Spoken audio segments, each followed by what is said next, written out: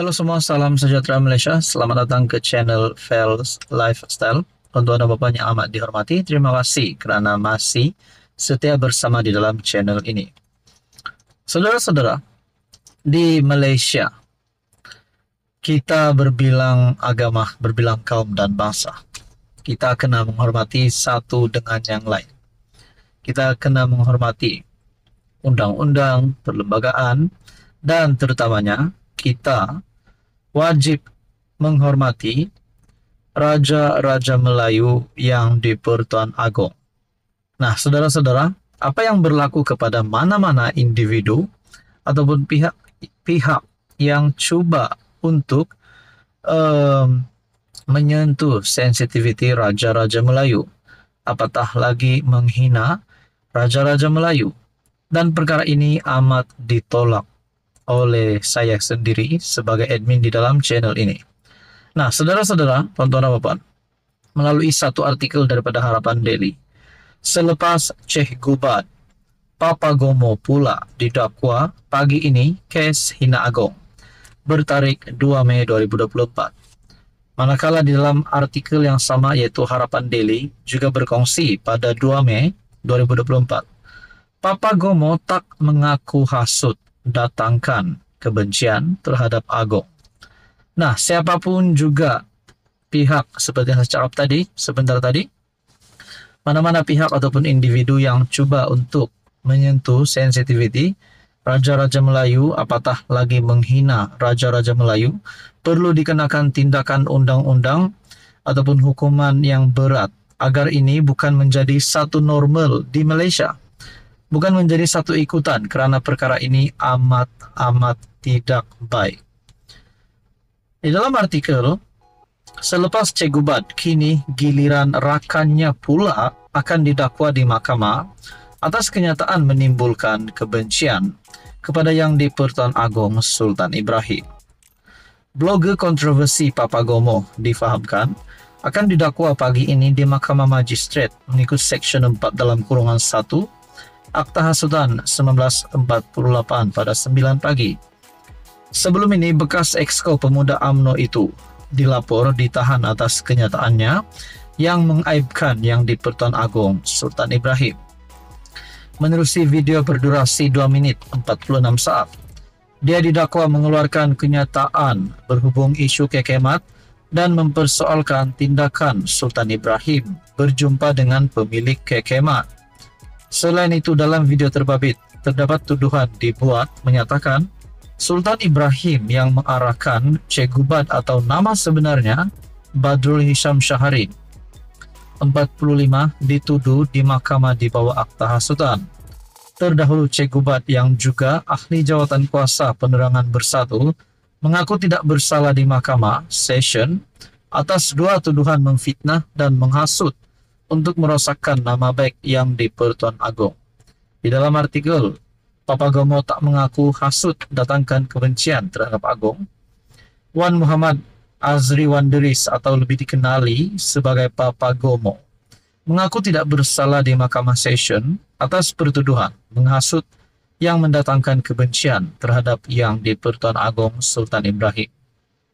Bekas Exco Pemuda UMNO itu didakwa telah menerbitkan penerbitan menghasut berkaitan isu pemilik KK Supermart Superstore sendirian berhad menghadap Sultan Ibrahim di laman X miliknya.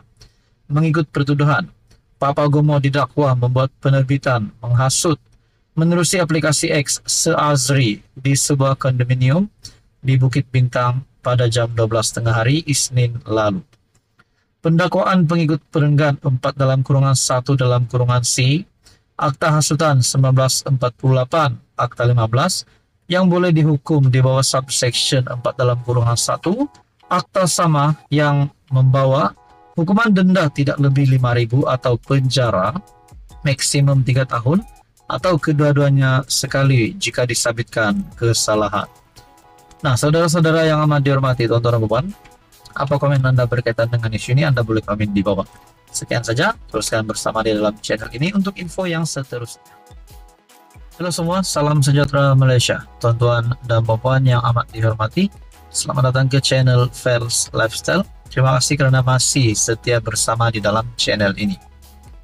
Saudara-saudara, tuan-tuan dan puan, baru-baru ini kita dikejutkan dengan isu tahanan rumah untuk Najib Razak.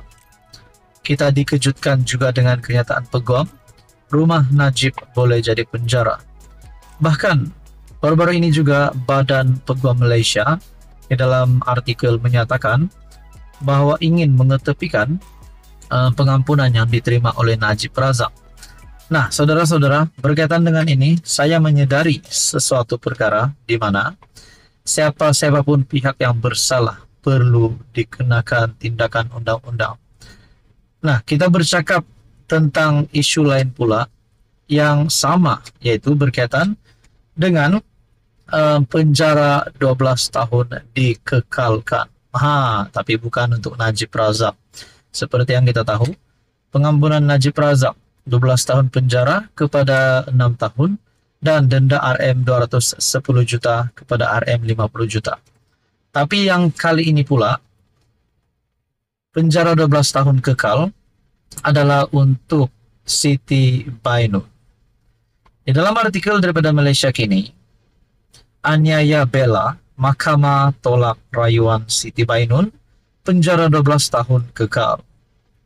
Mahkamah Tinggi hari ini bertarikh 2 Mei mengekalkan sabitan dan hukuman penjara 12 tahun terhadap pengasas rumah bonda Siti Bainun Razali kerana mengabai serta menganiaya seorang remaja perempuan sindrom Down dikenali sebagai Bella. Hakim Datuk Norin Badaruddin membuat keputusan itu selepas menolak rayuan Siti Bainun 32 untuk mengetepikan sabitan dan hukuman yang diputuskan oleh Mahkamah Session di KL pada Mei 2023. Mahkamah mendapati tiada sebab untuk mahkamah ini mengusik dapatan Hakim Mahkamah Session. Oleh itu, sabitan dan hukuman perayu Siti Bainun adalah selamat dan dikekalkan. Rayuan perayu ditolak, kata Hakim. Pada 3 Mei 2023, Hakim Mahkamah Session Izralizam Sanusi menjatuhkan hukuman penjara 12 tahun terhadap Siti Bainun selepas mendapati dia bersalah atas 2 pertuduhan, mengabai dan menganiaya Bella 13 dan memerintahkannya menjalani hukuman penjara itu serta-merta selepas menolak permohonannya untuk menangguhkan hukuman. Wanita itu kemudian dihantar ke penjara Kajang untuk menjalani hukuman penjara. Nah, saudara-saudara yang amat dihormati, apa komen Anda berkaitan dengan isu ini? Sekian saja, teruskan bersama di dalam channel ini untuk info yang seterusnya.